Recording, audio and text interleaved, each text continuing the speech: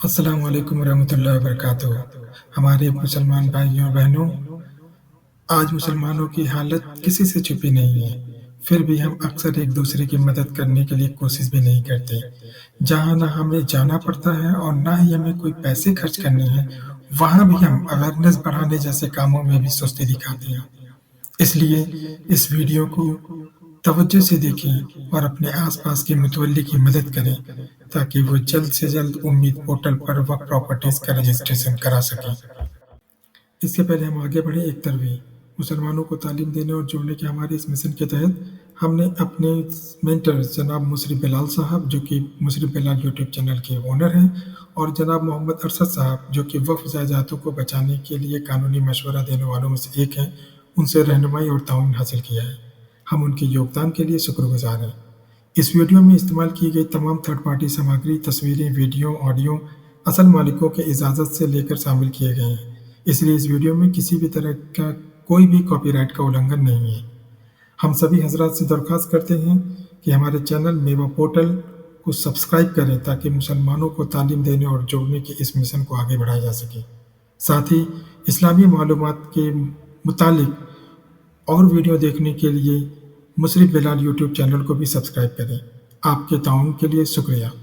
आपकी मदद से हम अपनी कौम में शऊर पैदा कर सकते हैं और मिलकर एक बेहतर काम कर सकते हैं। As a part of our mission of educating and connecting Muslims, we have collaborated with our mentors Mr. Musharraf Bilal, owner of the YouTube channel Musharraf Bilal, and Mr. Mohammad Arshad, who is supporting us as a legal advisor for saving the waqf properties. We acknowledge their guidance and contribution in preparation of this video. All third-party contents, visuals, audio, references used in this video have been included only after obtaining the proper permission from respective owners. Therefore, there is no copyright violation in any form. We encourage viewers to subscribe our channel Meva Portal to support our mission of educating and connecting Muslims. We also request you to subscribe Musharraf Bilal's YouTube channel for more Islamic educational videos. Thank you for your support. Together we can bring awareness, educate and connect Muslims for peace and prosperity. अस्सलाम वालेकुम वरहमतुल्लाहि वबरकातुहू। मैं आसिम शेख, जिला वक्फ officer Nashik, वक्फ board, Maharashtra वक्फ board और जिला वक्फ office Nashik की जानिब से तमाम मदरसा, मस्जिद, दरगाह, कब्रस्तान, इनके लिए और इनके जो ट्रस्टियान हैं, जिम्मेदारान हैं, इनके लिए सेंट्रल गवर्नमेंट ने जो उम्मीद पोर्टल लॉन्च किया है, उस पर मालूमात भरने के लिए जो भी आपको प्रोसेस करना है, जो भी आपको मालूमात उसमें अपलोड करनी है, उसके मुतालिक तमाम रहनुमाई के लिए आपकी खिदमत में एक वर्कशॉप, एक सेमिनार हाजिर है। शुक्रिया। आज आपके सामने जो है मैं और मेरी टीम मिलकर उम्मीद पोर्टल जो आया है उसके बारे में आपको पीपीटी के थ्रू और कुछ चीज हम जो है लाइव भी बता देंगे आपको, क्योंकि कुछ चीजें ऐसी है कि पीपीटी के थ्रू समझना, पावर पॉइंट के थ्रू समझना मुश्किल भी है, तो उसमें ऑनलाइन बाकायदा डेमो करके दिखाना जरूरी है। ठीक है, तो वो भी हम इंशाल्लाह कोशिश करेंगे। एक बार हम पूरा आपको अच्छे से पूरी तरह से समझा देंगे। ठीक है, अभी मैंने जो आपके सामने बातें जिक्र किया है वही पीपीटी में दिया गया है। ये पीपीटी भी इंशाल्लाह आपके साथ शेयर होंगी। आप खुद भी इस पे से मालूमात लीजिए, आप आगे भी और लोगों तक पहुंचाइए। ये आपके सामने डॉक्यूमेंट जो आपकी फाइल चलो जो आपकी फाइल में भी दिए गए हैं, ये वो डॉक्यूमेंट्स है। आगे लो। हाँ, अब उम्मीद पोर्टल पे आप जब पहली बार आएंगे, जैसे वो क्यूआर कोड आपके सामने दिया गया है, वो क्यूआर कोड स्कैन करके या फिर वेबसाइट के थ्रू जब आप उम्मीद पोर्टल पे आएंगे तो पहली बार आपके सामने ये पेज ओपन होगा।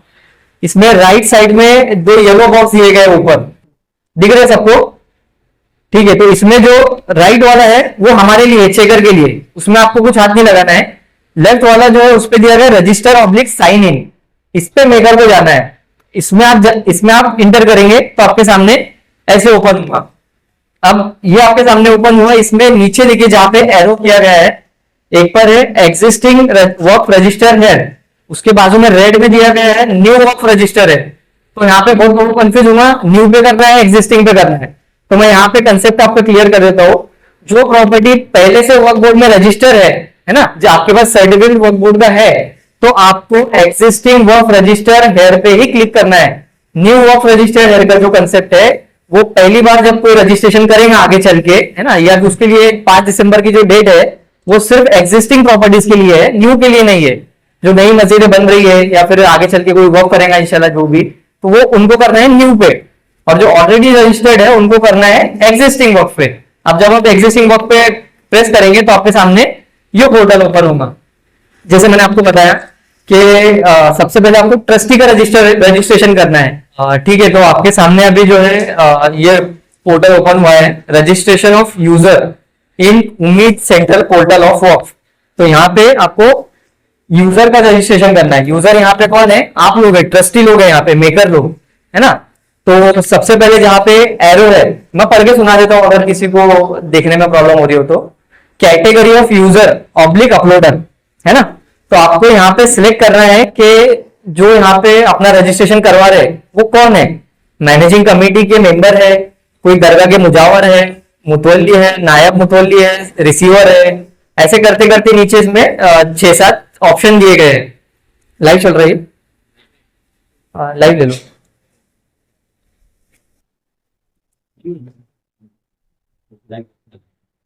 हाँ, तो आपको कैटेगरी ऑफ यूजर अपना सिलेक्ट करना है।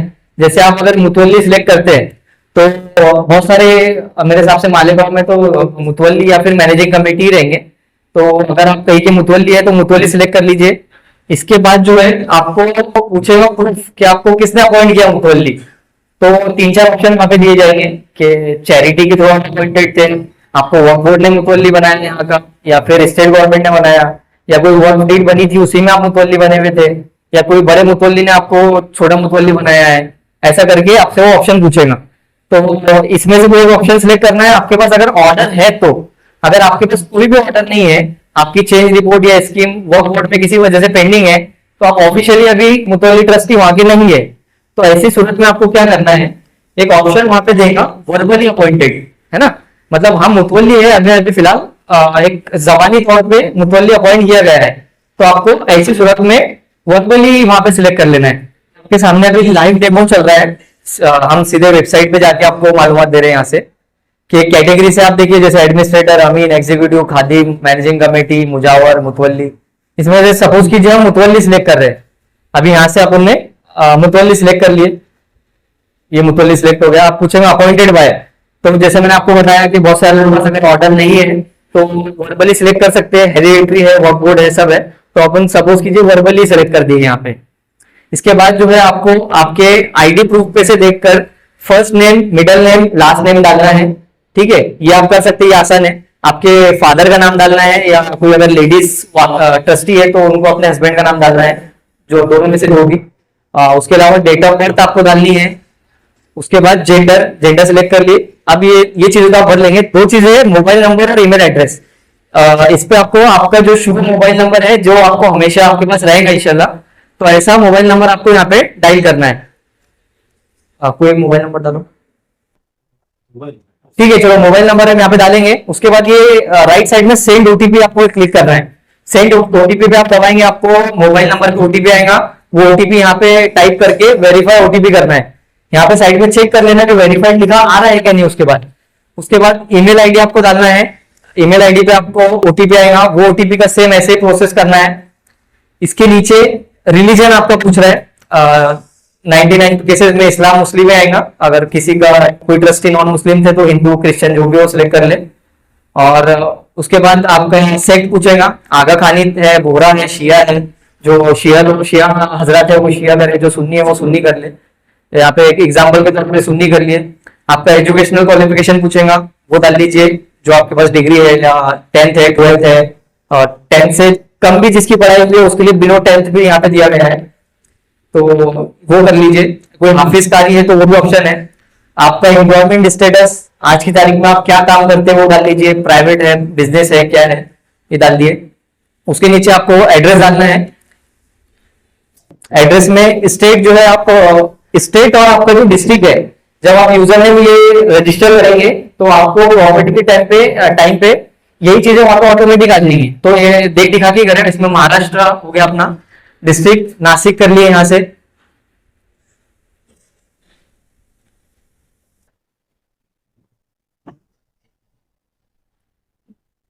नासिक, महाराष्ट्र नासिक,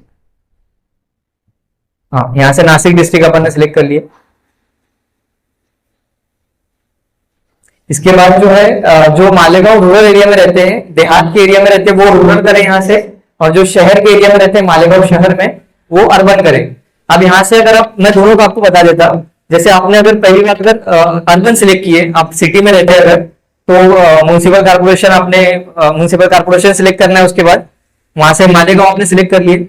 उसके बाद ये जो एक मसला है कि वार्ड नंबर आपको पता होना चाहिए। आप सब इलेक्शन में वोट करते हैं तो आपको शायद वार्ड नंबर सभी को मिल जाएगा इंशाल्लाह। तो यहाँ पे बहुत सारे वार्ड दिए गए, वार्ड नंबर आपको यहाँ से डालना है। इसके बिल्कुल राइट साइड में एलजीडी कोड दिया हुआ है, लोकल गवर्नमेंट डायरेक्टरी कोड। तो इसका आपको टेंशन नहीं लेना है। आप जब वार्ड नंबर सिलेक्ट करेंगे तो ऑटोमेटिकली एलजीडी कोड वहां पे आ जाएगा। ठीक है, अभी थोड़ा नेटवर्क का इश्यू है करके, हाँ देखिए आपने वार्ड नंबर 52 सिलेक्ट किए तो एलजीडी कोड उसका ऑटोमेटिकली आ गया। अब 51 सिलेक्ट करेंगे तो उसका अलग आ जाएगा, ये 06 हो गया।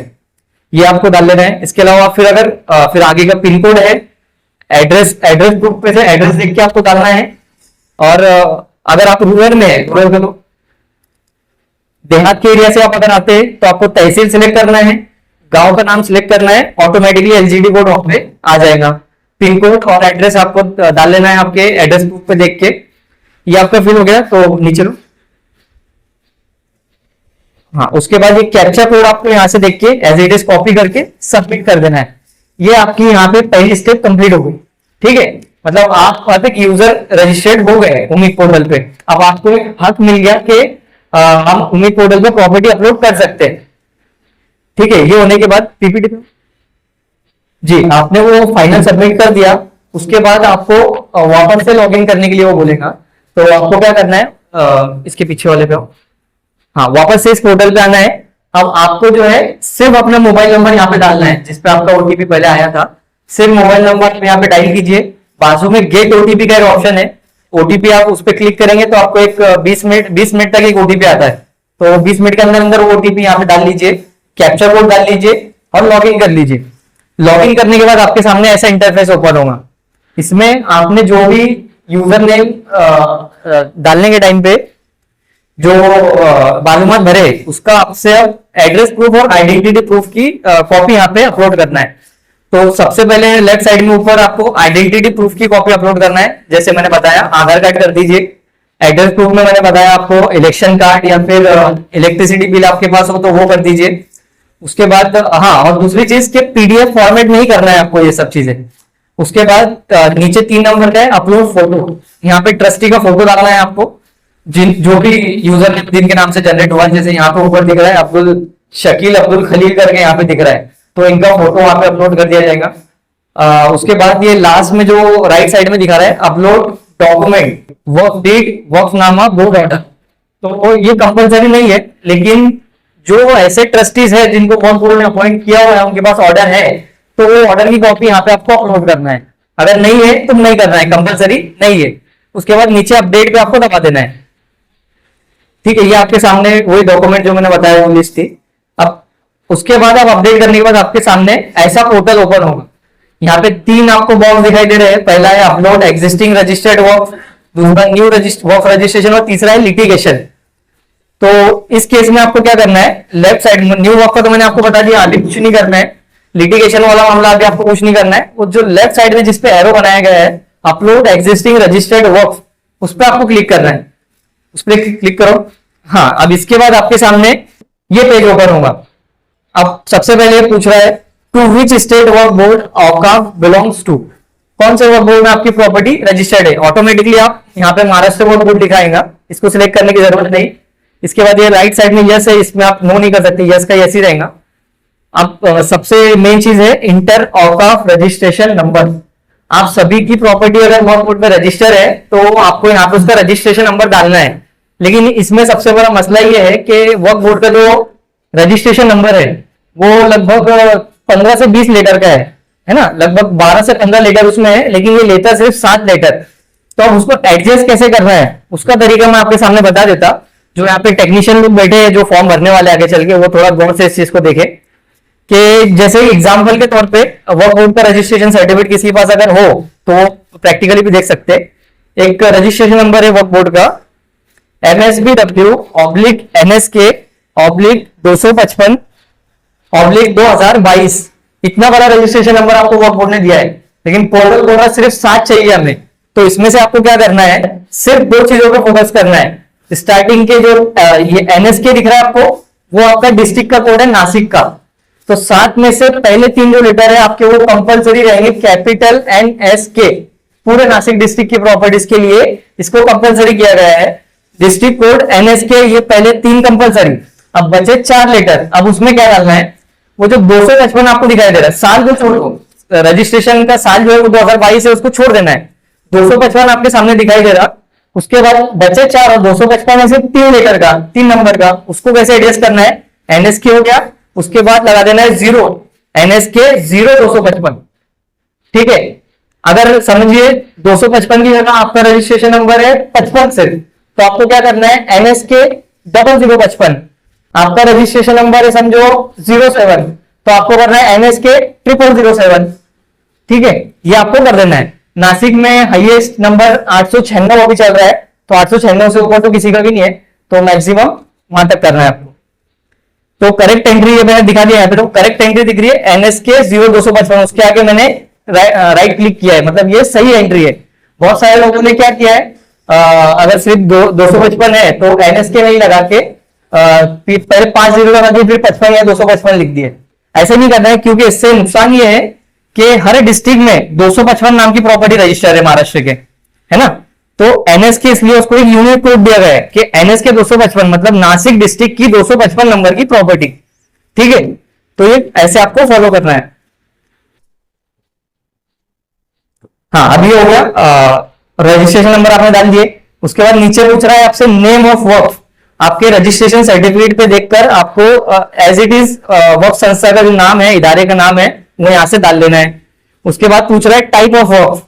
ये जो वक्फ है मालेगांव में मेरे हिसाब से सिर्फ 3 ही यहाँ पे काम आएंगे। ऊपर के जो 3 है, जुमला, मलिकन, शामलात दे, शामलात पट्टी, ये मराठवाड़ा रीजन का कंसेप्ट है। हमारे पास नासिक डिवीजन में तो एक भी नहीं मिलेगा ऐसा, तो ऊपर की 3 छोड़ दे। वक्फ अलल औलाद, वक्फ बाय डेडिकेशन और वक्फ बाय यूजर, ये 3 चीजों में से आपको एक सिलेक्ट करना है। तो अगर आपके पास वक्फ डीड है ना, अगर आपके पास वक्फ डीड है, आपके पास अगर क्या हो, कोई प्रॉब्लम, अगर आपके पास वक्फ डीड है, वक्फनामा भी जिसको बोलते हैं, और इसके अलावा अगर आपके पास खरीदी खत है अगर प्रॉपर्टी का, है ना, जो आपने प्रॉपर्टी मस्जिद के लिए खरीदे थे उसका खरीदी खत है, ये 2 डॉक्यूमेंट हो गए। इसके अलावा आपकी प्रॉपर्टी जो चैरिटी में जो लोग पहले थे उनको मालूम होगी, B नंबर उनको मिलता था। तो चैरिटी की बहुत सारी प्रॉपर्टीज जो है वो महाराष्ट्र वक्फ बोर्ड के थ्रू 2004 में, दिसंबर 2004 में गैजेट रिलीज किया गया था। वो गैजेट की कॉपी आपको चाहिए तो आप महाराष्ट्र वक्फ बोर्ड की वेबसाइट से डाउनलोड कर सकते हैं नासिक के। वो गैजेट में आपकी प्रॉपर्टी एक बार देख लो, अगर वो चैरिटी की 99% प्रॉपर्टीज में आपको इंशाल्लाह मिल जाएगी।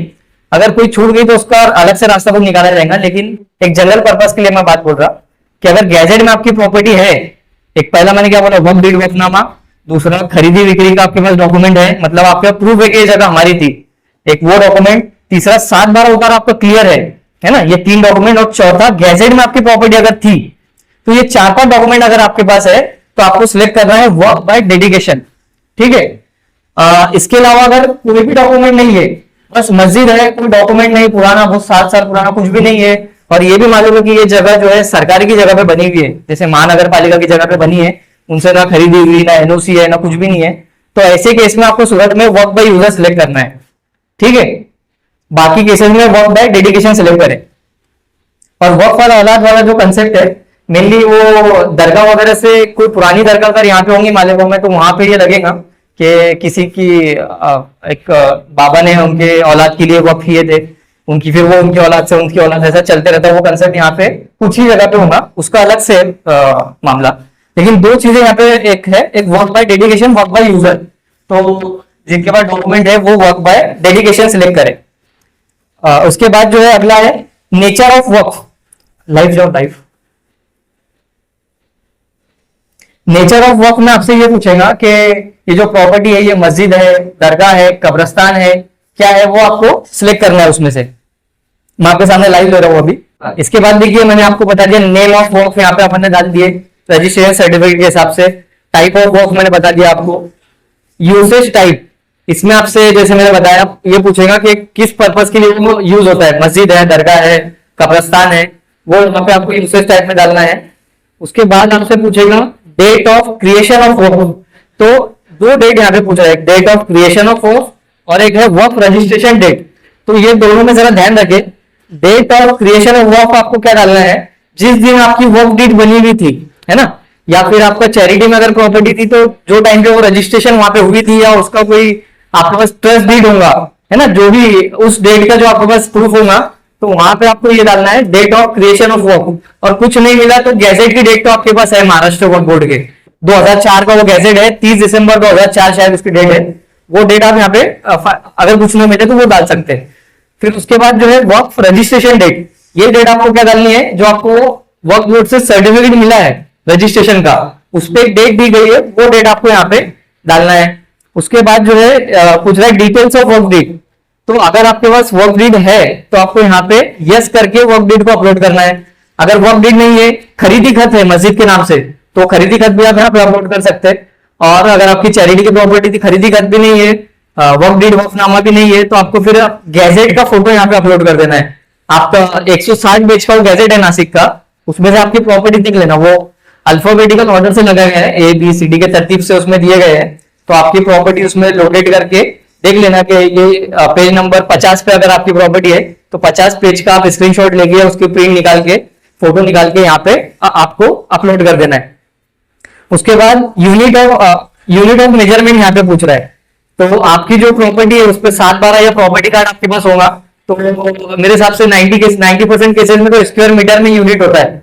तो स्क्वायर मीटर यहाँ पे सिलेक्ट कीजिए, किसी का अगर स्क्वायर फीट में होगा तो स्क्वायर फीट कीजिए, किसी का हेक्टर गुंठे वगैरह में होगा तो वो कीजिए। तो ज्यादातर केसेस में स्क्वायर मीटर पे आपको करना है। आप स्क्वायर मीटर में जो भी आपकी फलाफल 170 स्क्वायर मीटर है, तो यहाँ पे 170 तीनों जगह का आपको मेंशन कर देना है। आप 170 यहाँ पे मेंशन करेंगे तो एकर्स में वो ऑटोमेटिकली कन्वर्ट हो जाएगा, ठीक है। इसके बाद अगली इसके नीचे आना है। हाँ, अब इसके नीचे ये पूछ रहा है एड्रेस ऑफ वक्फ। तो आपको ये एड्रेस प्रॉपर्ली फिल करना है। महाराष्ट्र यहाँ पे कंपलसरी ऑटोमेटिक आ जाएगा। डिस्ट्रिक्ट यहाँ पे नासिक, वही अर्बन रूरल मैंने जो आपको कंसेप्ट बताया। हाँ, एक चीज का ध्यान रखिए, जब आपने यूजर नेम रजिस्टर किया था तो उसमें आपका पर्सनल एड्रेस आपने डाले थे ना, ट्रस्टी का। यहाँ पे पर्सनल एड्रेस नहीं डालना है आपको, जो जहाँ पे आपकी मस्जिद मदरसा मौजूद है उसका एड्रेस डालना है यहाँ पे। तो यहाँ पे एड्रेस आपका अलग आएगा। और इतना काम आपका हो गया। उसके बाद यहाँ पे ग्रीन में सेव एज ड्राफ्ट करके ऑप्शन आ रहा है। हर मरहले पर सेव एज ड्राफ्ट पर दबाते चले, क्योंकि ये पोर्टल अभी थोड़ा जैसे अभी तो बहुत सारी इसमें कमियां दूर हो गई, लेकिन काफी कमियां इसमें आती थी। तो जैसे बीच बीच में पोर्टल बंद भी हो जाता था कई बार, तो पूरा वापस से शुरू करना पड़ता था। तो सेव एज ड्राफ्ट यहाँ पे दबाते चले, तो अब अगली बार जब आप लॉग इन करेंगे तो आपकी पुरानी भरी हुई डिटेल फिल रहेंगी ऑलरेडी। इसके बाद नीचे आइए, अगला ये पूछ रहा है खासरा, खतौनी, खेवत, ये सब मराठवाड़ा के कंसेप्ट है। अपन यहाँ पे सीधे सीधे हमको सर्वे नंबर या बैक नंबर क्या है वो पूछ रहा। तो सर्वे नंबर यहाँ पे लिखा हुआ है, सर्वे नंबर, खाता नंबर या बैक नंबर जो भी बोलो वो यहाँ पे डाल देना है। अब किसी किसी की छोटी मस्जिद होगी तो एक ही सर्वे नंबर होगा, किसी का अगर समझो 2, 3, 4 है तो आपको यहाँ पे प्लस का पॉइंट दिख रहा। अगर आपके 10 सर्वे नंबर है टोटल, तो प्लस कर करके 10 के 10 डिटेल आपको भरनी है यहाँ पे। अब सर्वे नंबर हो गया। सर्वे नंबर में क्या, अगर एक प्लॉट नंबर और है अंदर, सर्वे नंबर 110 का प्लॉट नंबर 20 अगर ऐसा है, तो यहाँ पे 110 लिख के यहाँ पे उसका जो प्लॉट नंबर है वो डालते हैं। एक ही सर्वे नंबर में अगर 10-12 प्लॉट है तो यहाँ सर्वे नंबर लिख के ये प्लॉट, फिर उसके बाद प्लस प्लस प्लस करके प्लॉट नंबर की लिस्ट डालते हैं यहाँ पे। उसके बाद ये जहां जहां पे ये स्टार दिख रहे ना, रेड स्टार यहाँ पे बने हुए, वो कंपलसरी है। बाकी चीजें आप छोड़ दीजिए तो चलेगा, कोशिश कीजिए अगर मालूमात है तो भर दीजिए, नहीं होगी तो छोड़ भी दिए चलेगा, लेकिन ये रेड स्टार वाले आपको कंपलसरी भरना है। इसके बाद पिन कोड डाल दीजिए मस्जिद का, आपका जो भी दरगाह है, मदरसा है। यूनिट ऑफ मेजरमेंट मैंने आपको बताया, स्क्वायर मीटर सिलेक्ट करना है मैक्सिमम केसेस में। एरिया यहाँ पे डाल देना है, 170 स्क्वायर मीटर सपोज है, एकर्स में ऑटोमेटिक आ जाएगा। उसके बाद नीचे यहाँ पे पूछ रहा है एक, हाँ, ये एस्टिमेटेड मार्केट वैल्यू ऑफ वक्फ, ये कंपलसरी नहीं है। एक अगर आपको पता है कि आपकी जो प्रॉपर्टी है उसकी आज की तारीख में मार्केट वैल्यू क्या है, 2 लाख है, 5 लाख है, 50 लाख है, 1 करोड़ है, जो भी है, तो यहाँ पे एस्टिमेटेड डाल दीजिए ना, एग्जैक्ट नहीं मांग रहा, एस्टिमेटेड मांग रहा, अगर वो तो डाल दीजिए। एक इंपॉर्टेंट है उसके बाद बाउंड्रीज ऑफ वक्फ। आपकी जो मस्जिद सपोज एक जगह पे बनी हुई है तो उसकी चारों दीवारी से लगकर क्या है, ये वो पूछ रहा आपसे, है ना, उसकी जो हदें, चारों तरफ की हदें क्या है। तो नॉर्थ, वेस्ट, ईस्ट, साउथ, अगर आपके पास वो सर्टिफिकेट है तो उसके साथ आपको एक डॉक्यूमेंट मिला होगा जोड़ पत्र करके। तो जोड़ पत्र पे ये बाउंड्रीज दी गई है आपकी ऑलरेडी रेडीमेड। अगर आपके पास वो नहीं है तो आप फिर एक अच्छे से उसका मुशाहिदा कर लीजिए आपकी मस्जिद का कि ये साइड से, शुमाल की साइड से बाजू में क्या है, जुनूब से क्या है, वो देख के प्रॉपर भर लीजिए इसको। इसके बाद ये नीचे है is ULPIN number available. ये यूएल पिन नंबर क्या रहता है, आपके जो प्रॉपर्टी का या सामान आपके पास अगर होगा तो उस पर ये दिया हुआ रहता है। तो कंपलसरी नहीं है, अगर वहां पे दिया है आपको डालना है तो डालिए, वरना छोड़ भी दिए तो चलेगा। इसके बाद सेवेज ड्राफ्ट कर लेना याद से। 3 नंबर का जो पॉइंट है वो पूछ रहा है लीजिंग ऑफ वर्क। आपकी अगर बड़ी प्रॉपर्टी है, बड़ी संस्था है, चैरिटी में बहुत बड़ी बड़ी संस्था थी पहले, तो उन्होंने बहुत सारे लोगों को अपनी प्रॉपर्टी किराए पे दी हुई है, तो ये किराएदारों की डिटेल आपसे मांग रहा कि आपने किसको दिए है। अगर आप इस पे अगर किसी को दिए ही नहीं है ही नहीं रेंटेड प्रॉपर्टी, तो नो करना है, अगर है तो यस करना है। यस करेंगे तो बहुत सारी डिटेल यहाँ पे मांगेगा। यस का ऑप्शन है क्या, देखो आगे। हाँ, अगर आपने यस किए तो ये 4-5 डिटेल आपसे मांगेगा कि वर्क प्रॉपर्टी किसको दिए है, कितने साल के लिए दिए है, कितनी उससे रेंटेड इनकम आती, उसकी डिटेल आपको यहाँ पे भर देना है। और दिए है तो एग्रीमेंट करके दिए है कि नहीं, कब से कब तक की उसकी डेट है एग्रीमेंट की, वो डिटेल यहाँ पे आपको डालनी है। अगर नहीं है तो नो कर दिया तो वो मांगेंगे नहीं आगे की डिटेल। उसके बाद 4 नंबर पे है, ये थोड़ा लगभग 50% लोगों का मसला है, ऑडिट की डिटेल यहाँ पे मांग रहा है ना। तो 3 साल की ऑडिट की डिटेल है, इसमें से किसी एक साल का अगर आपके पास है मौजूद, तो 22-23, 23-24 या 24-25 किसी भी एक साल की डिटेल हो तो एटलीस्ट यहाँ पे भर दे। नहीं होगी तो कोशिश कीजिए कि थोड़े टाइम में ऑडिट बनवा ले, एटलीस्ट बनवा के वक्फ बोर्ड में जमा तो भी कर दे। बहुत सारे लोगों को जैसे वक्फ फंड अगर किसी की छोटी मस्जिद है तो टैक्स वगैरह भरने की अभी फिलहाल कैपेसिटी ना भी हो, तो एटलीस्ट ऑडिट रिपोर्ट को भी जमा करके रख दे वक्फ बोर्ड में, ठीक है। उसके अलावा यहाँ पे ईयर सिलेक्ट कर लिए। ऑडिट रिपोर्ट में से देखकर ये देखना है कि उसमें इनकम का कॉलम रहता है ऑडिट रिपोर्ट में, साल भर में आपके पिछले साल में कितनी इनकम आई थी वो लिखना है। उसके अलावा लिखना है इनकम कितनी आई थी, उसमें से आपने खर्चा कितना किया, कहाँ पे किए, उसकी डिटेल आपको डालनी है। इसमें जो एक्सपेंडिचर में है तो कोशिश कीजिए कि इसमें जो हेड दिए हुए अलग अलग, कि जैसे मुतवल्ली को सैलरी कितनी है और बहुत सारी चीजें, वो मुझे नहीं लगता किसी को ऑडिट रिपोर्ट में आपको डिटेल मिलेगी यहाँ पे नासिक में। तो सबसे अच्छा ऑप्शन है annual expenditure and other purposes करके, यहाँ पे फाइनल आपका टोटल एक्सपेंडिचर जो हुआ ऑडिट रिपोर्ट के हिसाब से वो डाल दो। उसके बाजू में आपको जो है ऑडिट रिपोर्ट अपलोड करना है, वहां पे 10 MB साइज में पीडीएफ बना के ऑडिट रिपोर्ट अपलोड कर दो, ये एक्सपेंडिचर यहाँ पे ऑटोमेटिक आ जाएगा। फिर उसके बाद नीचे ये पूछ रहा कि आपके ऑडिट रिपोर्ट में से आपने कितना वर्क बोर्ड को टैक्स भरे, वर्क फंड है ना, तो आपकी ये इनकम आ गई। ये 7% ऑटोमेटिकली कैलकुलेट कर लेता, क्योंकि 2024 तक जो है एक्ट के हिसाब से 7% टैक्स था वर्क फंड, तो ऑटोमेटिकली वहां पे 7% आ जाएगा। फिर वो ऑटोमेटिक आएंगे, उसमें आप चेंज नहीं कर सकते। यहाँ पे आपको हाथ से लिखना है कि आपने था उतना, लेकिन एक्चुअल में दिए कितना वर्क बोर्ड को उस साल में, है ना। तो अगर आपके पास वर्क फंड भरी हुई पावती है, रिसिप्ट आपको हमारे पास से मिलती है, नासिक में औरंगाबाद में आपने भरे हो किसी ने, तो एक पावती देते हैं वर्क फंड भरने की, तो वो पावती पे जो अमाउंट है आपको यहाँ पे डाल देना है, ठीक है। उसके बाद बाजू में पीछे लो, उसके बाद बाजू में पूछ रहा है whether annual accounts of last financial year of work completed. अगर कुछ मस्जिद में अच्छे से रिकॉर्ड मेंटेन होता है अकाउंट का और वो बाकायदा लिखते हैं कि हमारा साल भर में यहाँ खर्चा हुआ, यहाँ से इनकम आई, तो यस करके आपका अकाउंट की बुक आपको वहां पे अपलोड करनी है साल की। उसके नीचे ऑडिट रिपोर्ट अपलोड करनी है आपको। ये दोनों चीजें यहाँ पे यस यस करके अपलोड कर दे, अगर नहीं है तो नो कर दीजिए। फिर अब 4 नंबर का पॉइंट डिस्कस हो गया। 5वां जो पॉइंट है गवर्नमेंट लैंड इंफॉर्मेशन, ये आपसे इस चीज की मालूमात मांग रही है कि आपकी जो मस्जिद है या वर्क प्रॉपर्टी है तो वो गवर्नमेंट लैंड पे है क्या, तो आपको डिक्लेयर करना है। अगर गवर्नमेंट लैंड पे है तो हाँ, नहीं है तो नहीं, है ना। तो अगर ये पूछ रहा है is this work for government land, तो देखिए आप आपके हिसाब से दोनों अपने थोड़े जो मालूमात रखने वाले लोग हैं उनसे थोड़ा पूछ के इस चीज को भरिए देख दिखा के। अगर आपकी प्रॉपर्टी गवर्नमेंट लैंड पे है, पक्का पता है सभी को, कोई डॉक्यूमेंट आपके पास नहीं है तो ही यस करना, वरना इस पे नो करके आगे बढ़ना है। इसके बाद 6 नंबर का जो पॉइंट है इंक्रोचमेंट, एलियनेशन, इनकम्बेंस ऑफ प्रॉपर्टी, तो ये तीनों का मतलब मैं बता देता। इंक्रोचमेंट का तो बहुत सारे लोग मतलब समझते होंगे कि आपकी प्रॉपर्टी अगर किसी ने अतिक्रमण किया हुआ है, किसी का कब्जा है ना, इलीगल कब्जा है, तो उस पर आपको अगर है तो यस करके जिसने इंक्रोचमेंट किया उसकी डिटेल भरनी है, कब से किया, किसने किया, कौन से धर्म का वो आदमी है, तो वो डालना है। एलियनेशन, अगर आपकी प्रॉपर्टी फला फला थी लेकिन किसी ने गलत तरीके से उस प्रॉपर्टी को बेच दिया है ना, आपके शेड्यूल पे वो प्रॉपर्टी दिख रही है लेकिन किसी ने बेच दिया है, आपको पता है, तो आपको यस करके यहाँ पे एलियनेशन की डिटेल डालनी है, किसने बेचा, कब बेचा, उसकी डिटेल। इसके बाद जो इनकम्बरेंस है, इनकम्बरेंस का जो नॉर्मली मतलब होता है बोझा, मतलब अगर आपकी प्रॉपर्टी के ऊपर लोन अमाउंट है, कोई किसकी खेती की जमीन होगी तो लोन उठा लेते हैं बहुत सारे लोग, तो उसकी डिटेल भरनी है। अगर हो तो यस करो, नहीं हो तो नो करके आगे बढ़े हो।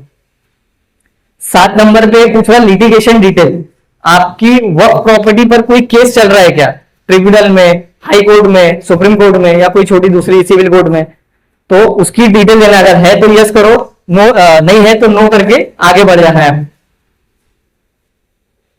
मतलब ठीक है, अगर एक पीछे हाँ, अगर आप लिटिगेशन में यस करेंगे तो आपसे वो पूरी डिटेल मांगेगा, कौन सी कोर्ट में केस चल रहा है, केस का नंबर क्या है, उसका आज का स्टेटस क्या है, वो थोड़ी चीजें आपको डिटेल मांगेगा। अब 8 नंबर में जो मैंने आपको बताया, सबके पास प्रॉपर्टी कार्ड या 7/12 उतारे होंगे, सबकी जो मस्जिद वगैरह के है उसकी डिटेल आपको यहाँ पे भरना है। 7/12 पे या प्रॉपर्टी कार्ड पे देख के स्टेट महाराष्ट्र, डिस्ट्रिक्ट जो भी नासिक है अपना, अर्बन अर्बन में है, रूरल में है, ये भी वही चीज ऊपर की नीचे रिपीट करनी है।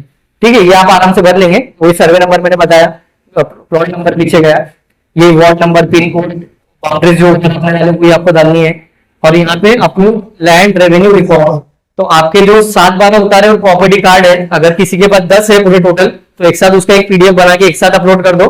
किसी के 2 है तो 2 कर दो, किसी का सिंगल है तो सिंगल यहाँ पे अपलोड कर देना है। इसकी मैक्सिमम लिमिट 10 MB की दी गई है, उस हिसाब से आप उसको कंप्रेस करके अपलोड कर और सेव एज ड्राफ्ट कर देना है। आगे हाँ, अभी ये है 9 नंबर का पॉइंट, आपकी जो वर्क प्रॉपर्टी है उसके फोटो मांग रहा है। 2 टाइप के फोटो यहाँ पे पूछे गए, एक है सिंपल फोटोज और एक है जीपीएस कैमरे से जियो टैगिंग फोटोज। तो वैसे ये कंपलसरी नहीं है, लेकिन हम सबको ये राय देंगे कि आप फोटो डाल दीजिए, तो आसान डॉक्यूमेंट हर कोई कर देगा। तो सिंपल फोटोज भी अपलोड कर दीजिए, और जियो टैगिंग फोटो आप प्ले स्टोर पर अगर जाएंगे तो वहां पे जीपीएस कैमरा करके एक ऐप आता, तो जीपीएस कैमरा से वो मस्जिद का फोटो लेके आप यहाँ पे अपलोड कर दीजिए, 1 2 3 फोटो जो होंगे। और उस फोटो का फायदा क्या होता है, आपको ये चीजें मिल जाएंगी, लैटिट्यूड और लॉन्गिट्यूड, है ना, उर्दू में अर्जुल भला तो तुमुल भला, तो उसकी लोकेशन आपको जीपीएस कैमरे से मिल जाएंगी। ये कंपलसरी नहीं है, लेकिन बेहतरी इसमें है कि इसको अपलोड कर दिया जाए। 10 नंबर की जो पिछले 10 नंबर का जो पूछ रहा है, details of survey, whether of survey of is completed. तो जो 2004 के बाद मेरे हिसाब से रजिस्टर्ड है, उनका तो सर्वे स्टेट गवर्नमेंट के थ्रू हुआ नहीं है। 4 में लास्ट सर्वे हुआ था, उसी की बेसिस पे महाराष्ट्र वक्फ बोर्ड का गैजेट बना, तो इसमें नो करके आगे बढ़ना है, सेव एज ड्राफ्ट कर देना है। अब ये जो मैं 3-4 बार जिक्र किया, महाराष्ट्र वक्फ बोर्ड का गैजेट है ना, जो चैरिटी में रजिस्टर प्रॉपर्टी है उनके डिटेल इसमें गैजेट में मिलेगी। तो whether gazette notification publish for this औकाफ, तो आपको वक्फ बोर्ड के गैजेट में अपनी प्रॉपर्टी का नाम देखना है। अगर वहां पे वो प्रॉपर्टी आपको मिलती है तो उसको यस करके गैजेट नोटिफिकेशन डेट देखनी है। नोटिफिकेशन डेट मेरे हिसाब से 30 दिसंबर 2004 है, 31 या 30 में से, तो वो देख लेना है आपको। और आपका जो पेज पे, वो गैजेट के जो पेज पे आपकी प्रॉपर्टी का नाम और प्रॉपर्टी की डिटेल दी गई है, उतना पेज आपको यहाँ पे राइट में अपलोड कर देना है, अपलोड गैजेट नोटिफिकेशन में। इसके बाद आपको आगे बढ़ना है। हाँ, ये 12 नंबर में जो है, ये होगा डिटेल्स ऑफ म्यूटेशन। म्यूटेशन बोले तो फेरफार, मराठी में फेरफार बोलते हैं। आपका जो 7/12 होता है, नाम बदलते ना, इसका पहले ये नाम था फिर ये नाम हो गया, तो आपको ये देख लेना है कि अगर 7/12 ये प्रॉपर्टी कार्ड पे आपकी संस्था का नाम लगा हुआ है कि नहीं, है ना, या बाद में चेंज हुआ था कि नहीं, वो हिसाब से आपको उसकी डिटेल भरनी है। अगर यस है तो यस करके आपको डिटेल भरनी है कि उसका ऑर्डर नंबर, अब 7/12 पे जो है ना, उसमें ऑर्डर भी लिखा रहता कि इस ऑर्डर के थ्रू ये फेरफार हुई या म्यूटेशन हुआ, तो उसकी डिटेल आपको यहाँ पे भरना है। अगर आपका 7/12 पे अभी फिलहाल म्यूटेशन नहीं हुआ तो नो करके आगे बढ़ना है आपको। ये वापस से बाउंड्रीज वगैरह पीछे आ गई है, म्यूटेशन के आगे। हाँ, ये ऊपर आपने वर्क बाय डेडिकेशन सिलेक्ट किए थे, तो उसको आपको वाकिफ की डिटेल भरनी रहेगी यहाँ पे ना, कि ये प्रॉपर्टी पहली बार किसने वर्क किया था, ये उसकी डिटेल मांग रहे हैं। अब जो 10-12 साल में जिन्होंने रजिस्ट्रेशन किए, वर्क किए, वो तो इसका भर देंगे। अब किसी की प्रॉपर्टी 100 साल 50 साल पुरानी है तो उनको मसला होगा थोड़ा, तो उनके लिए आपको क्या करना है, फर्स्ट नेम लास्ट नेम यहाँ पे कंपलसरी मांग रहे हैं। तो आपकी अगर गैजेट में प्रॉपर्टी है तो आपको यहाँ पे सिर्फ क्या करना है, वाकिफ के नाम की जगह एज पर गैजेट कर देना है, एज पर गैजेट लिख देना है वहां पे। और कुछ अगर कुछ केसेस में ये भी कर सकते हैं, एज पर गैजेट लिख दो या फिर वहां पे नॉट अवेलेबल लिख दो। बेहतर ये रहेगा कि गैजेट अगर आपके पास है तो एज पर गैजेट वहां पे लिख दीजिए। ये जेंडर वगैरह का तो कुछ ऑप्शन हमको मिला नहीं, क्योंकि ये करना ही पड़ेगा, कंपलसरी है। तो मेल करके मैरिडल स्टेटस, मेरिट कर दीजिए जो भी आपके हिसाब से। आप अगर आपको पता है उनके जो पुराने वाकिफ थे, अगर उनकी मालूमात जो बुजुर्ग यहाँ पे लोग हैं उनको हो सकता है वाकिफ की डिटेल भी कुछ मालूम होगी, तो उनसे पूछे थोड़ी भर लीजिए, नहीं होगी तो फिर आपके हिसाब से थोड़ा इसमें एडजस्टमेंट कर लीजिए। फादर नेम पूछा है, फादर नेम है तो आप यहाँ पे नॉट अवेलेबल लिख सकते हैं, ठीक है। इस पे एड कैपिटल में एन लिख दो, नॉट अवेलेबल। हाँ, ये वाकिफ का एड्रेस पूछ रहा, जिन्होंने वर्क किए थे वो कहाँ के रहने वाले थे, अगर ये डिटेल है तो भरिए, वरना फिर नॉट अवेलेबल या एज पर गैजेट लिख के आगे बढ़ना है आपको। ये फाइनल स्टेप थी। अब जब ये आप स्टेप भर देंगे तो आपके सामने ये नेक्स्ट ऑप्शन आप जब दबाएंगे तो आपके सामने ऐसा मैसेज आएगा, are you sure do want to save this detail. तो अगर आप श्योर है कि ये सब डिटेल सही भर दिया अपन ने तो यस प्रोसीड पे दबाना है आपको। उसके बाद एक और मैसेज आएगा, प्रॉपर्टी एड कंफर्मेशन, इस पे भी यस प्रोसीड करना है। आगे, हाँ, ये हो गया आपका प्रॉपर्टी डिटेल भरना, फिल हो गया, ऑप्शन सेव हो गया अभी आपका। अभी लास्ट में सिर्फ आपसे एक कुछ बेसिक सवालात है, ये आपसे वो पूछ रहे यस नो में इसका जवाब देना है कि आप पे कोई केस शुरू है क्या, आप पे कोई आपने कोई प्रॉपर्टी पे अतिक्रमण किए है क्या, या फिर आप पे किसी को कोई सजा हुई है क्या, ये चीजें आपसे पूछ रहा है। तो इसमें जो अगर कोई फॉर्म भरा तो मेरे हिसाब से नो नो ही सबको करना है। नो नो करके अगर किसी पे हो यस तो हो सके तो वो फॉर्म ना भरे, किसी और से भरवा ले, ठीक है। तो नो नो करके लास्ट में ये डिक्लेरेशन पे चेक बॉक्स पे यस टिक करना है और सबमिट कर देना है। ये आपका उम्मीद पोर्टल का फॉर्म मेकर का काम कंप्लीट हो गया, ठीक है। अब आप उसके बाद आपके सामने ये ऐसा दिखाई देगा कि आपने जो फॉर्म भरे, आपके सामने दिखाई देगा कि ये आपको प्रॉपर्टी आईडी मिल गई। सपोज एक नंबर आपकी आएगी, तो ये प्रॉपर्टी आईडी पे आप पीछे लो,